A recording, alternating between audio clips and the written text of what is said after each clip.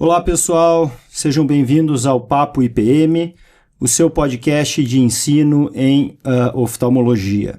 Eu sou o Dr. Carlos Augusto Moreira Neto, coordenador de ensino e pesquisa do Hospital de Olhos do Paraná e diretor do Instituto Professor Moreira. E o Papo IPM é um podcast que vai ter 9 episódios, onde nós contaremos um pouquinho da história do ensino da oftalmologia no Hospital de Olhos do Paraná. E também teremos como convidados aqueles que fazem o dia a dia do ensino, que são os alunos e os preceptores.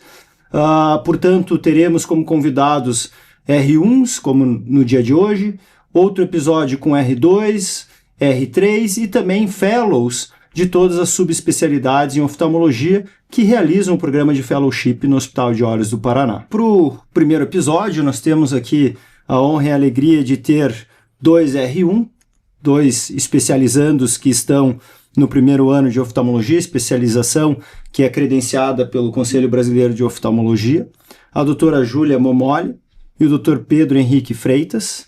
E temos a honra de ter no nosso episódio de abertura a doutora Luciane Moreira, que não é somente a coordenadora do setor de lente de contatos, mas é também a diretora-geral do Hospital de Olhos do Paraná e que conseguiu aí um tempinho em toda a sua agenda corrida como diretora-geral para estar aqui e falar da importância do ensino.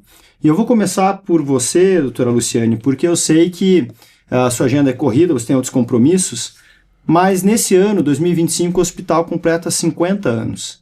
E é uma data histórica para a nossa instituição, mas o ensino faz parte da nossa instituição desde o começo. Então, eu queria ouvir de você, como diretora-geral, o que o ensino significa para o Hospital de Olhos do Paraná. O ensino é muito importante.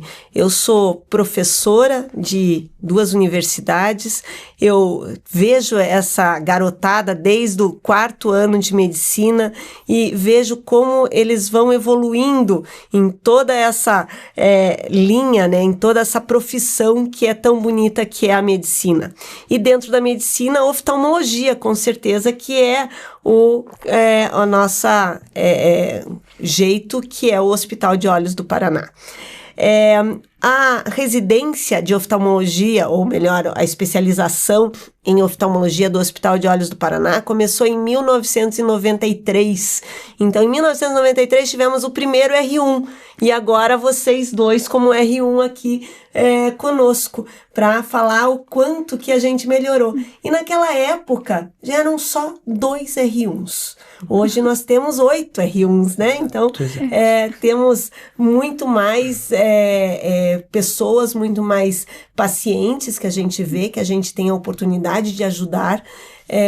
Vocês têm cirurgias. Hoje a gente vê que a diferença do Hospital de Olhos do Paraná com outras residências é inclusive qual o tipo de cirurgia que a gente faz. Eu acredito que poucas as residências ensinam vocês a usarem cola em pterígio, por exemplo, ou a fazer crosslinking do jeito que vocês fazem tão bem e que a gente permite vocês fazerem. Ou então fazer um ectrópio mais simples, lógico, não tão especializado quanto os fellows fazem, mas da forma que vocês conseguem, com preceptoria, da forma que vocês têm. A gente fica muito feliz que a nossa curso, né, de residência, ou melhor, de especialização, faça tão bons profissionais quanto vocês vão ser daqui 2 anos, daqui 3 anos. Veja, são mais de 30 anos de ensino, né? Com certeza, aí, enquanto você falava, eu tentava fazer um cálculo aqui, contando desde especializandos até mesmo fellows que se formaram aqui, nós tivemos já mais de 300 formações em oftalmologia e também em subespecialidades dentro da oftalmologia. Então, eu acho que, levando sempre o que o professor Moreira, fundador do Hospital de Olhos, junto com a professora Sally Moreira, sempre colocaram como algo importantíssimo, o ensino, né? O ensino é o maior legado que alguém pode deixar. Eu acho que o Hospital de Olhos, como instituição, tem isso pelo Brasil inteiro, né? Seus ex-alunos espalhados pelo Brasil levando uma oftalmologia de qualidade. Eu acho que isso é o mais importante. E aí agora, então, eu vou partir para vocês, porque, como eu falei, isso aqui é um bate-papo e eu acho importante a gente ouvir da experiência de vocês. Então, a Júlia, eu sei que é de União da Vitória, né, Júlia? Como é que você soube do ensino do Hospital de Olhos? O que te levou a procurar? Puxa, é um serviço, é um programa de especialização que eu tenho interesse. Como é que você viu isso? Para mim começou um pouquinho mais cedo por causa da faculdade. Eu fiz faculdade aqui em Curitiba e aí durante o período de segundo ano começou a aparecer bastante divulgação de liga e aí eu conheci o hospital pela liga. Foi a primeira vez que eu tive um contato com a oftalmologia, eu ainda estava tentando... Isso. Ainda estava tentando decidir qual especialidade que me interessava, daí eu cogitei oftalmo e entrei na liga. Ainda lembro que era na época da pandemia, aí tinha um monte de aula online e eu me apaixonei pelas aulas. Aí quando abriram pra gente fazer estágio, eu não tinha nem começado a fazer estágio na faculdade, porque por causa da pandemia, e abriram pra gente fazer capacitação. E aí eu vim, e meu Deus, foi amor à primeira vista, assim, eu adorei. Todo o serviço, a autonomia que tem, de muito, né, na época da pandemia até o número mais restrito de pacientes, mas os residentes me ensinaram muito, e aí desde então eu fiquei ali, no segundo, terceiro, quarto, quinto, até ano passado que eu me formei. E aí, quando eu soube que tinha a possibilidade de fazer residência, eu não tive dúvida que eu queria fazer ali. Eu achei legal o que você falou, porque a gente falou aqui, eu trouxe da especialização, dos programas de fellowship, mas veja como é importante o Hospital de Olhos, o Instituto Professor Moreira, eles conseguem levar a oftalmologia a todos os níveis de formação. Então, a LIOF, que é a Liga de Oftalmologia que a Júlia está falando, traz essa possibilidade de os acadêmicos terem maior contato com a oftalmologia. Você está em 2 universidades e você sabe que é uma cadeira pequena perante toda a grade da medicina. 6 meses só perante 6 anos, né? E 6 meses com aulas que muitas vezes são divididas entre várias subturmas, né? Exato. Então acaba sendo uma oportunidade a mais para os acadêmicos terem esse contato com a oftalmologia. E aí, além disso, tem o curso básico, que já tem mais de 25 anos de história, também é reconhecido pelo Conselho Brasileiro de Oftalmologia, e também dando oportunidade para que os acadêmicos tenham maior contato ainda com a oftalmologia, seja na parte teórica, seja na parte prática também, né? E, além disso, tem os cursos de emergência, os cursos de férias. Então, antes de entrar na especialização, a gente fornece essa possibilidade. Eu acho que isso é muito bonito da nossa instituição, você conseguir dar a possibilidade para que pessoas de vários níveis possam se aperfeiçoar, desde acadêmicos até oftalmologistas já formados com os cursos teóricos práticos que a gente oferece anualmente. E você, Pedro, você é de Brusque, como é que você soube da nossa instituição e o que foi decisivo na tua escolha? Eu quero fazer minha residência, eu quero ser oftalmologista pelo Hospital de Olhos do Paraná. Então, oftalmologia, desde que eu entrei na faculdade, era a minha primeira opção, né? Só que como a doutora Luciane falou, e a gente sabe, oftalmologia na faculdade tem muito pouco. Lá em Itajaí, onde é que eu fiz, eram 2 semanas que a gente teve algumas aulas práticas e poucas aulas teóricas, assim. E como eu me interessava muito, eu acabei perguntando para alguns colegas, até professores que indicaram aqui o Hospital de Olhos do Paraná. Primeira vez que eu vim para cá foi fazer um curso de férias em 2023. Fiquei 2 semanas aqui, foi excelente, assim, eu não conhecia nada sobre o serviço. Cheguei aqui sem saber quase nada de oftalmologia, não sabia usar o Greens, a lâmpada de fenda, nada disso. E os residentes, assim, me pegaram pela mão, me ensinaram como é que fazia uma refração, como é que via a lâmpada de fenda, como é que via o fundo de olho. Então, para mim, assim, mudou. Eu já era apaixonado pela oftalmologia antes, e quando eu vim para cá, me apaixonei mais ainda. Me formei em metade de 2024 e vim para cá fazer o curso prático motorial, o R0. Não sabia também da existência de R0 antes de me formar. Acabei sabendo ali em 2024, mas achei que era uma oportunidade muito boa de acabar aprendendo mais e pegar mais mão da oftalmologia, aprender mais ainda. Acabei vindo para cá, fiz o R0. R0 não, o curso anual de estágio. Anual. Esse apelido aí você sabe que como coordenador eu não gosto. Né? Exato, o curso anual de estágio, então, doutor, perdão. Mas foi excelente também, aprendi muito mais. E aqui no Hospital de Olhos tem uma gama enorme de pacientes, é muito volume. Então tem desde os pacientes mais simples, que precisam apenas de uma refração, de um presbita, de um óculos para perto, até casos mais graves. Então a gente aprende muita coisa em um pouco espaço de tempo. Eu costumo até falar para as pessoas que estão fazendo o curso anual agora, que elas chegam muito sem saber nada, né? E que elas têm medo, porque tem medo que não vão aprender e tudo mais. Só que eu falo que o aprendizado aqui é exponencial. Você vê que numa semana você está aprendendo refrão e na outra você já consegue ver fundo, fazer MR. Então foi isso aí que me fez vir para cá. Decidi. Você não fez o curso anual, né? Não. Você da faculdade entrou direto na especialização. Mas eu tirei bastante proveito do hospital, porque eu fiz todos os cursos possíveis. Isso é importante. Fala mais sobre isso. Sobre Eu fiz... o quanto os cursos que o IPM oferece, que o Instituto Professor Moreira oferece, o quanto que isso agrega para o acadêmico. Uhum. Bom, eu fazia os estágios da Liga, aí eu decidi fazer o curso básico, para ter aprofundar um pouco mais, porque as aulas da Liga normalmente são mais básicas, assim, pro pessoal que realmente nossa vivência na faculdade é quase nada. A minha também eu tive só uma cadeira, só um semestre, também não agregou muito além do que as aulas das ligas, né? E aí, o curso básico, nossa, foi perfeito, assim, muita coisa eu não entendia, não fazia sentido, eu monto uma base sólida, assim, pro meu conhecimento. E o curso de férias eu também fiz em 2023, final do ano, e eu fiz dezembro, janeiro e fevereiro. Peguei todas as férias da faculdade e fiquei ali. E, nossa, foi muito bom. Vejo que me preparou, assim, muito bem, que eu não senti também muita dificuldade para começar a residência. Eu sei dos meus amigos que passaram em residência de oftalmologia e não fizeram estágio antes, demoraram muito tempo para começar a entender o que está acontecendo, começar a pegar a mão para aprender a refrar, fazer o exame, e isso por causa da vivência que tinha, que como o Pedro falou, é uma vivência muito grande, são muitos pacientes, você consegue ver muito do que você vê no dia a dia do consultório, das consultas básicas, mas a gente também sempre pega, no mínimo todo dia, pega um caso diferente, um caso mais específico, e isso tudo deu uma base muito sólida para eu começar o R1.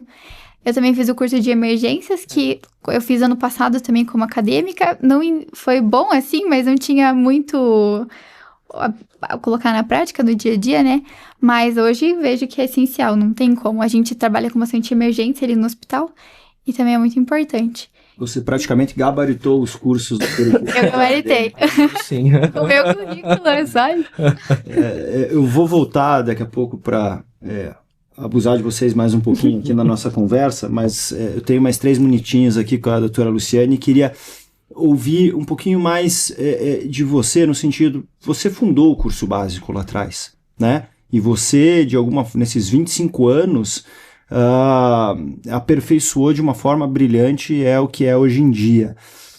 Além do curso básico, além de aqui destacar os pontos fortes, né, o porquê que um acadêmico deveria fazer, o porquê que um residente, a gente tem residentes de primeiro ano de outras instituições que vêm do interior do estado fazer o nosso curso básico aqui. O porquê que o curso básico é importante e o que você recomendaria para um acadêmico, puxa, eu quero pelo menos tentar ser residente do Hospital de Olhos do Paraná. O que você acha importante na formação? O que ele deve investir no currículo? Se ele acha que vale a pena vir fazer algum curso? Qual a tua opinião em relação a isso? A primeira pergunta, então, o que o curso básico agrega e como é que mudou nesses anos? Antigamente a gente tinha 6 semanas presenciais. A partir da pandemia, a gente viu que a parte online vai muito bem. Então, a gente começou a ter aulas síncronas, aulas assíncronas, todas teóricas, e daí, para concluir bem, a gente deixa mais algumas horas para fazer a parte prática. Então, mesmo no curso básico, a gente faz essa parte prática. E no final tem uma prova. Essa prova é simplesmente para falar assim, eu aprendi, ou eu preciso aprender mais? Porque todas essas aulas são gravadas, então estão lá à disposição de todos que fazem o curso básico. Com isso eu vi que as pessoas têm mais chance de aprender. E aquilo que a Júlia falou assim, é mais aprofundada um pouco. Não são aulas, por mais que seja curso básico, a gente deixa desde anatomia até como você vai fazer um transplante de córnea, por exemplo. Então você tem do básico ao mais aprofundado, mas o básico ainda dentro do mais aprofundado. Então aquele aluno que já tem uma basezinha, que faz liga, que faz alguma coisa, ou então que tenha na aula teórica no curso de medicina, ele vai se aprofundar um pouquinho mais no curso básico. Então, eu acho que vale a pena fazer antes da residência, sim. É uma coisa que agora respondendo a sua segunda parte, né? Essa é uma das coisas que eu poria no currículo. O curso básico funciona, vale a pena. Até porque você põe na parte prática, que é depois da teoria, você põe um pouquinho a prática do que você aprendeu. Licença um pouquinho, eu como acadêmico fiz 2 vezes, e daí depois como residente fiz 3 vezes, R1, R2, R3, então eu tenho 5 cursos básicos, e toda vez, por mais que fosse a mesma pessoa dando a mesma aula, você sempre aprende alguma coisa, porque você vai amadurecendo o teu conhecimento, você sempre aproveita coisas diferentes, né? Então eu acho assim que se é para eu vou escolher um único curso antes da residência para eu investir, seria o curso básico, com certeza, e todo ano a gente tá ficando melhor. Esse ano nós, como é online, a gente pegou professor até de Stanford. Exato. A gente trouxe professor de São Paulo, professor de Stanford, professor de vários locais, justamente para aprofundar esse conhecimento, mesmo sendo um conhecimento básico. E o que mais que pode, eu acho assim, todos os cursos são importantes, mas o curso de férias seria o segundo ponto. O curso de férias, eles não estão... Quem faz o curso de... estágio anual. O estágio anual, esse mesmo, desculpe. Esse estágio anual, eles vão ter parado naquele momento, porque eles têm que estudar para residência. Então, quem está fazendo o curso de férias, eles estão sozinhos lá. Então, é muito importante, e daí sim, eles têm que pegar com a mão na massa. Não tem assim, eu vou ter ajuda de fulano ou ciclano, não. Exato. Não vão ficar no cantinho só olhando. Não vão ficar no cantinho olhando, isso mesmo. Botar em prática o curso básico. Isso. Então, eu acho que esses 2 cursos seriam os que eu investiria. Primeiro, curso básico, porque tem a chance das 2 coisas, da teoria e da prática. E segundo, curso de férias, que daí você deslancha. Perfeito. Muito bom. Muito obrigado. Eu sei que você tem compromisso, tem que sair. Eu acho que foi muito válido teus conselhos aí para quem quer entrar no hospital como residente. Muito obrigada. Pedro, você está ali no dia a dia, no ambulatório.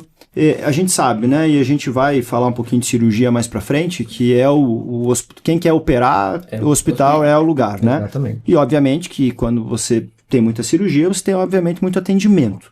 Então, a gente sabe que é corrido, né? O quanto que isso agrega no conhecimento? Porque a gente sabe que quanto mais você atende, mais casos diferentes você vê. Exatamente. Fala um pouquinho sobre como é que é essa rotina do R1 ali. Perfeito. Como o doutor falou, há muitas pessoas para a gente atender, tanto manhã quanto tarde, e a gente pega, de novo, casos de presbíteros até casos de um DR pós-trauma, de um glaucoma agudo, ou de um paciente com glaucoma avançado, ou de alguma alteração na córnea. Enfim, os pacientes presbíteros e que é mais consulta de rotina, a gente consegue liberar mais tranquilamente. Mas a grande oportunidade que a gente tem é com esses casos mais graves, que a gente consegue colocar na nossa agenda, discutir com o preceptor nosso, ver qual que seria a conduta, ver se tem indicação cirúrgica ou não. Nos casos de glaucoma avançado, ver a questão de tratamento, qual que seria mais indicado. Então, assim, além de ter, que nem a Ju falou, a questão básica da rotina em consultório, a gente consegue ver esses casos mais específicos e mais graves que a gente consegue é ter muito conhecimento, assim, de novo, o conhecimento é exponencial. Você pega um primeiro DR ali, coloca na sua agenda, discute com um fellow da retina, eles falam o que tem que fazer, pega uma criança com alguma alteração congênita, alguma alteração diferente, discute com o doutor. Então, assim, a oportunidade é enorme para conhecimento. Porque existe, obviamente, uma preocupação. Puxa, eu tenho um volume grande, dá para aprender? E sempre foi uma questão que eu coloquei até a gente sempre está tendo reuniões, enfim, para tentar aperfeiçoar cada vez mais. Vocês têm os preceptores ali à disposição. Sim. Desde aprender a fazer uma refração subjetiva, né? Até uma refração objetiva adequada também, até mesmo para discutir casos mais complexos. Como é que é isso ali no dia a dia? Vocês têm esse acesso fácil ao preceptor, no ambulatório em si, para discutir casos e enriquecer o conhecimento de vocês e, obviamente, solucionar o caso do paciente também? Sim. A maioria dos períodos, vou colocar assim, a gente tem um preceptor lá. Claro, não vai ficar o período inteiro com a gente, mas fica uma hora específica, a gente acaba separando uns casos mais interessantes e mais difíceis para discutir, então a oportunidade tem. Se você quer aprender e tem paciente, tem preceptor e tem com quem discutir, então, para ter conhecimento. Show de bola. E questão de exames complementares? Porque a gente sabe que no R1 a gente fica muito, obviamente, em contato com aquela consulta inicial, mas quando você tem um caso interessante, como o Pedro falou, você pede para voltar na tua agenda. Hoje eu entrei no ambulatório ali, antes de vir aqui para a gravação do podcast, e vi uma topografia linda com astigmatismo aberta na tela. Como é que é isso? Como é que é o contato com vocês com os exames complementares ali que o hospital coloca à disposição? Então, eu acho que ali no hospital a gente tem uma gama muito grande de exames, a gente tem liberdade para pedir praticamente todos os exames, ainda mais por causa de ter o contato com os fellows também, eles ajudam bastante. Claro que no R1 a gente ainda não tem tanto conhecimento de como interpretar muito bem, isso daí vai também, né, a gente coloca o paciente na nossa agenda, pede os exames, eles voltam com os exames, a gente vê e daí vai discutir com os fellows. Tanto, por exemplo, a córnea, discutir uma topografia ou um ACT com os fellows da retina. Isso daí sempre tem os fellows no hospital pra gente conseguir discutir e a gente consegue pedir praticamente tudo, né? Tudo a gente consegue pedir e fica acompanhando, fica ali no sistema, a gente consegue, uma vez que a gente passa o paciente, ele vai seguir o ambulatório, a gente ainda consegue ter acesso ao prontuário para ir acompanhando o que aconteceu e fica todo o histórico. E eu acho que isso é fundamental no ensino, porque quando você pega um caso interessante do início e consegue acompanhar até o desfecho final, você consegue formar todo o teu raciocínio, né? E é o que eu falo para vocês indo para casa, estudando esse caso, vocês nunca mais esquecem. Sim. Porque uma coisa é você ir para casa, estudar, ler o capítulo do livro na ordem que está ali. Outra coisa é você ver o caso e ir para casa estudar o caso. Você nunca mais esquece, né? Então, eu acho que isso é fundamental. Eu faço questão de manter isso no nosso ensino, porque é uma forma de você manter o raciocínio clínico e vocês vão levar isso para o resto da vida. Ainda antes de entrar em cirurgia, e a parte teórica, como é que é as questões de aulas? Eu vou continuar com a Júlia aqui. Como é que é a frequência? É possível captar? A gente sabe que depois da pandemia a imensa maioria ficou online, é algo que não tem volta, mas o quanto vocês aproveitam? Como é que funciona essa parte da questão teórica, das aulas teóricas no Instituto Professor Moreira? Eu acho que a gente tem bastante aula. No começo do ano, né, no começo do R1, a gente tem um curso básico e daí todos os residentes são convidados a participar. É um pouco mais voltado para os R1, mas é o principal. Ali a gente consegue ter uma base sólida para ficar ao longo do ano. E daí logo em seguida já vem o curso de emergências, que também vai somando conhecimento básico. E daí agora, depois que passou os cursos iniciais, a gente está tendo aula quase toda semana, assim, de especialidade, às vezes de glaucoma. Semana passada a gente teve de estrabismo, de discussão de casos, e toda semana também tem o Grand Round, que são a apresentação de casos, dos protocolos, que isso também ajuda a acrescentar bastante em casos que a gente é um pouquinho mais específico, a gente não está tão acostumado, mas que vai agregando conhecimento. Os Grand Rounds, eles acabam sendo um pouquinho mais aprofundado mesmo, com a participação mais dos fellows, mas é o que eu falei, aquela história, água mole em pedra dura, tanto bate até que fura. E às vezes o que é o conhecimento um pouquinho mais complexo para quem é R1, você vai chegar no R3 com isso muito mais sólido dentro. Pedro, e a questão cirúrgica?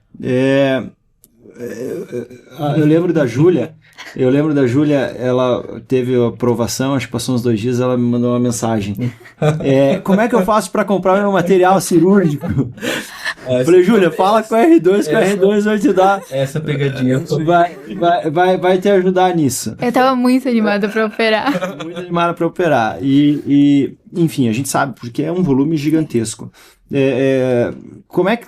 Vou começar assim. Quantos pterígios você já operou até hoje? Você tá com 6 meses, 5 meses de residência. Eu acho que mais... 4 meses. 4 meses. Perdão, vou consultar aqui. Uns 40, 50. Você tem uns 50. Ainda tem 2/3 da residência pela frente. Vai terminar com mais de 100 pterígios, né? 42. Pelo menos. Todo mundo vai terminar com mais de 100 pterígios. É pterígio que não acaba mais. Mas eu sempre falo para vocês que por mais que vocês cheguem cansados no final, né? Puxa, não aguento mais operar pterígio, ou calásio, ou enfim, cirurgias externas, é fundamental para você aprender a mexer no pedal, né? É o que eu falo desde o começo.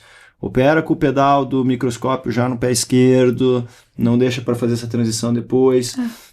Como é que está sendo isso para vocês? Porque a gente termina a faculdade como aluno e ali agora vocês estão operando já, né? Como é que foi essa transição para você, Pedro? E como é que tem sido hoje em dia? Você assim se sente seguro? O que a professora Luciane falou aqui, tecnologia com cola, né? Lá atrás, na minha época, acho que eu não lembro nem de ter, não existia ainda, eu acho, essa técnica. E vocês na residência já têm essa oportunidade. Fala um pouquinho. Então, o volume cirúrgico no Hospital George do Paraná é excepcional. Como tem um grande volume de atendimento, claramente vai ter um grande volume cirúrgico. E, bom, sair da faculdade para operar, primeira vez já dá um baque, né? Dá um sustinho, assim. Nervosismo. Meu Deus. As primeiras cirurgias, claro, a gente tem sempre o R+ acompanhando a gente, ajudando em como segurar melhor a pinça, como melhor dar o ponto, qual que é a técnica melhor para tirar o pterígio, a técnica do enxerto. Mas, assim... Pelo grande volume que a gente tem, de novo, o aprendizado é exponencial. Você acaba pegando a mão cirúrgica muito rápido, sabe? E agora com 42 pterígios na lista, a segurança que eu vou pro centro cirúrgico é muito, muito grande do que no começo, assim, sabe? Eu penso, vou sair da residência operando, sei lá, 10 pterígios ou 42. Muda muito. Então, a questão de segurança é, assim, sensacional. A quantidade de cirurgia que a gente tem ajuda bastante. E, além dos pterígios, tem também o crosslinking, né, que é outra oportunidade de aprender. Tem as pequenas cirurgias da plástica, exéreas de calásio, cisto de mol. Então, ali também a questão de aprendizagem é excelente. E no início, que tem esse nervosismo, o R2 ele dá esse suporte, além, obviamente, de... acho importante, né, colocar aqui, vocês nunca vão sozinhos para o centro cirúrgico, sempre existe um preceptor no centro cirúrgico. Sim, né? Mesmo hoje em dia, você com 50, no centro cirúrgico, tem alguém, aconteceu alguma coisa, exato, chama, enfim, né? Então esse suporte existe. Mas nessa transição... o fato de você ter um R2 ao seu lado ali, dando essa troca, tendo essa troca de experiência e dando a segurança, como é que foi isso para você, Júlia? Para mim foi muito importante, porque o diferente da cirurgia da oftalmologia é que a gente tá operando sozinho, né? Diferente quando você tava na faculdade, cirurgia geral, tá todo mundo junto, todo mundo vendo igual ali. E daí, de repente, na oftalma, você é sozinho fazendo. E aí, mesmo que os R2 ficassem só do lado, vendo, já dava uma segurança absurda, porque era uma coisa que a gente não tava nem acostumado, nem... Mesmo eu, que, por exemplo, fiz muito estágio, nunca tinha tido contato de estar no centro cirúrgico e dentro de uma cirurgia de oftalmologia. E daí, só de estar ali e falar assim, não, pega desse jeito, faz desse jeito. Exatamente. Foi, nossa, muito importante. Que bom. E agora, próximo ano, catarata, né? Acho que todo mundo está ansioso. Enfim, nós estamos chegando ao fim do primeiro episódio. Queria agradecer a presença do Pedro, da Júlia, que estão aqui representando todos os 8 R1, né? Que é uma turma excelente. E também a presença da professora Luciane, que teve que sair um pouquinho antes. Eu acho que foi muito legal, passou muito rápido. E para quem está assistindo e ouvindo, né, informar que as inscrições já estão abertas, tanto para a especialização do ano que vem, quanto também para os programas Fellowship. Segue as nossas redes sociais, o nosso Instagram, tem sempre notícia nova lá, e no nosso site, institutoprofessormoreira.com.br, tem todas as informações dos editais, tanto para especialização quanto para Fellowship. Obrigado.